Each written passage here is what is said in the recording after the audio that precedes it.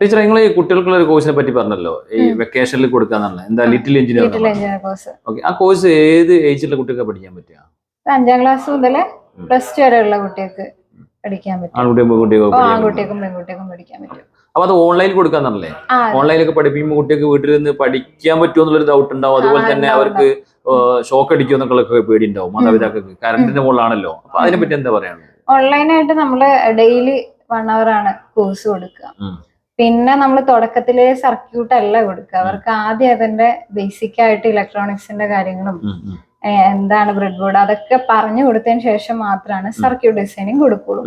പിന്നെ നമ്മൾ AC-യിലല്ല ഈ സർക്യൂട്ട് ഒന്നും കൊടുക്കുന്നത്. പ്യുവർ ആയിട്ട് DC-യിലാണ്. DC 9 volt DC-യിലാണ്. ചെറിയ ബാറ്ററിയാണ്. ചെറിയ പേടിക്കേണ്ട ഒരു ആവശ്യമില്ല. മൊബൈൽ ഫോണൊക്കെ വർക്ക് ചെയ്യുന്ന ചെറിയ ബാറ്ററിയിലാണ്. അതുപോലെ തന്നെ അത്രേ വരുന്നുള്ളൂ. അപ്പൊ അവർക്ക് സാധനങ്ങളൊക്കെ ടെൻഷൻ ഇല്ല. ആ വിഷയത്തില്ല. അപ്പൊ അവർക്ക് സാധനങ്ങളൊക്കെ വാങ്ങണ്ടില്ല. ചെറിയ ചെറിയ പാർട്സുകൾ ഉണ്ടാവും. അതൊക്കെ വാങ്ങണമെങ്കിൽ എന്ത് ചെയ്യാൻ പറ്റും? വാങ്ങേണ്ട ആവശ്യമില്ല. നമ്മൾ എന്താക്കുന്നുണ്ട്, ഈ കോഴ്സിന്റെ ഒപ്പം തന്നെ ഹോബി സർക്യൂട്ടിന്റെ കിറ്റുകൾ പ്രൊവൈഡ് ചെയ്യാറുണ്ട്. അത് വീട്ടിലെത്തിക്കും. വീട്ടിൽ ഡെലിവറി കിട്ടും. സാധനത്തിന് വേണ്ടി അവരെ അലഞ്ഞടക്കേണ്ട വേണ്ട അതിന്റെ ഒരു ആവശ്യമില്ല. നമ്മൾ ചെയ്ത സർക്യൂട്ടിന്റെ എല്ലാ ടൂൾസും അവരെ വീട്ടിലെത്തിക്കും. പിന്നെ ഒരു ഡൗട്ട് എന്താ അറിയോ, ഒരു മാസമൊക്കെ പഠിച്ചു കഴിഞ്ഞു, ചില കുട്ടിക്ക് ചിലപ്പോൾ അത് മനസ്സിലായതുണ്ടാവും, ഇല്ലാത്തതുണ്ടാവും. പിന്നെ അങ്ങോട്ടൊക്കെ ആയിരിക്കും വർക്ക് ചെയ്യാൻ ശ്രമിക്കുക. പിന്നെ അപ്പൊ ഒരു സപ്പോർട്ട് അവർക്ക് ആവശ്യം വന്നാല് നിങ്ങൾക്ക് കൊടുക്കാൻ പറ്റുമോ? സപ്പോർട്ട് കൊടുക്കാം.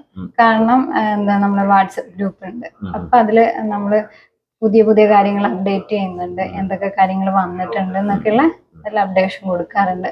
പിന്നെ നമ്മളെ കോണ്ടാക്ട് ചെയ്യുന്ന കുട്ടികളുണ്ട്. കഴിഞ്ഞ വർഷം പഠിച്ചിറങ്ങിയ പിള്ളേരും നമ്മളെ കോണ്ടാക്ട് ചെയ്യുന്നുണ്ട്. എൻഗേജ്ഡ് ആയി തോന്നാൻ കുട്ടിക്ക് പഠിക്കാനുള്ള ഉപകരണങ്ങൾ, സാധനങ്ങൾ, മെറ്റീരിയൽസ് ഒക്കെ അത് നമ്മൾ പ്രൊവൈഡ് ചെയ്യാറുണ്ട്. അത് നമ്മള് ആ സമയത്ത് നമ്മള് ക്ലാസ് ടൈമിലും കൊടുക്കാറുണ്ട്. പിന്നെ കോഴ്സ് കഴിഞ്ഞാൽ അവർക്ക് വീട്ടിലേക്ക് കൊണ്ടുപോകാൻ. ഓഫ്ലൈൻ മാത്രമാണോ?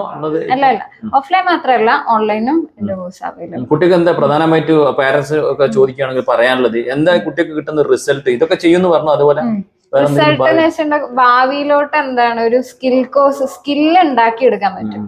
Technology based. പണ്ട് നമ്മൾ ഈ തയ്യല് കാര്യങ്ങളൊക്കെ ഒരു സ്കില്ലാണല്ലോ. അതെവിടെ അഡീഷണലി നമ്മൾ എന്താണ് ഒരു സ്കില്ല് ഡെവലപ്പ് ചെയ്യാം. ടെക്നോളജിയോട് ഇൻട്രസ്റ്റ് തോന്നിക്കാണ്. അപ്പൊ വീട്ടിലാണെങ്കിലും നമുക്കത് അതെ അത് നല്ലൊരു സ്വാഭാവികമായിട്ടും കൂടുതലായിട്ട് ആൺകുട്ടികളും പെൺകുട്ടികളും എങ്ങനെ വരുന്നത്? ആൺകുട്ടികളാണ് കൂടുതൽ വരുന്നത് അല്ലെങ്കിൽ പെൺകുട്ടികളാണോ? ആൺകുട്ടികളാണ് വന്നേക്കുന്നത്. വിഷയത്തിലൊക്കെ ആൺകുട്ടികളായി അതെ, അവർക്കാണ് കുറച്ചുകൂടെ താല്പര്യമുണ്ട്. പക്ഷെ പെൺകുട്ടികൾക്കും എൻക്വയറീസ് ഇപ്രാവശ്യം ഉണ്ട്. കാരണം നമ്മൾ ജെൻഡർ ഇതിൽ ലിമിറ്റ് ഇല്ല, താല്പര്യമാണല്ലോ. ടെക്നോളജിക്ക് സമയത്ത് അങ്ങനെ സംഭവിക്കാറുണ്ട്.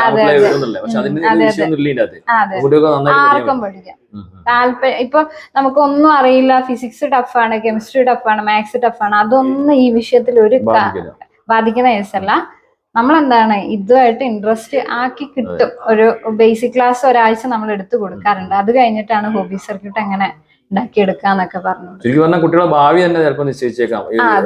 ഒരു കോഴ്സ് ചിലപ്പോൾ ചെറിയൊരു കോഴ്സ് എന്ന് പറഞ്ഞിട്ട് അത്രയും ചിലപ്പോൾ മാറ്റം വരുത്തിയേക്കും ഭാവിയിൽ കുട്ടികൾ. അതെ, പിന്നെ ശാസ്ത്രമേള കാര്യങ്ങളൊക്കെ ഉണ്ടല്ലോ, അതിനൊരു ബേസിക് ആയിട്ട് ഒന്നും അറിയാത്ത പിള്ളേര് തുടക്കത്തിൽ സ്റ്റാർട്ട് ചെയ്യുന്നതിലും ബെറ്റർ ആണ് ഈ ഒരു കോഴ്സ് ഒക്കെ എടുത്തു കഴിഞ്ഞാൽ ഒരു നല്ലൊരു ഐഡിയ ചെയ്യാൻ പറ്റും. സ്വന്തം സ്കില്ലുകൊണ്ട് തന്നെ